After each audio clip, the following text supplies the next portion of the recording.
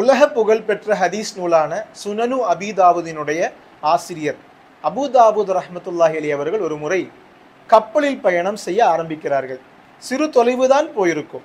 திடீரென்று அன்னலார் அவர்கள் ஒரு திர்ஹம் பணம் கொடுத்து சிறு தோணியை வாடகைக்கு எடுத்து கரையிற்கு சென்று வந்தார்கள். கப்பலில் இருப்பவர்கள் கேட்டார்கள், உங்களுக்கு என்ன நேர்ந்து விட்டது உஸ்தாத் அவர்களே? அபூதாவூத் ரஹ்மத்துல்லாஹி அலைஹி அவர்கள் சொன்னார்கள், கரையில் இருந்தும் ஒரு முஃமின் தும்மி அல்ஹம்துலில்லாஹ் என்று கூறியிருக்கிறார். அவருக்கு நான் எர்ஹமுக்கல்லா என்று சொல்ல போனேன். ஏனென்றால் ஒரு முஸ்லிம் மற்றொரு முஸ்லிமிற்கு செய்ய வேண்டிய கடமைகளில் ஒன்று ஒரு முஃமின் தும்மி அல்ஹம்துலில்லாஹ் என்று சொன்னால் அவருக்கு எர்ஹமுக்கல்லா என்று சொல்ல வேண்டும். நான் அவ்வாறு எர்ஹமுக்கல்லா என்று சொல்ல போனேன். ஏனென்றால் அவர் திரும்ப என்னிடத்தில் ஒரு துவா சொல்வார், யஹ்தீகுமுல்லாஹு வ யுஸ்லிஹு பாலக்கும், உங்களை அல்லாஹு நேர்வழியில் ஆக்கட்டும், உங்களுடைய காரியங்களை அல்லாஹு சீராக்கட்டும். அந்த துவா கிடைப்பதற்காகத்தான் நான் அங்கே சென்று வந்தேன் என்று சொன்னார்கள் அபூதாவூத்.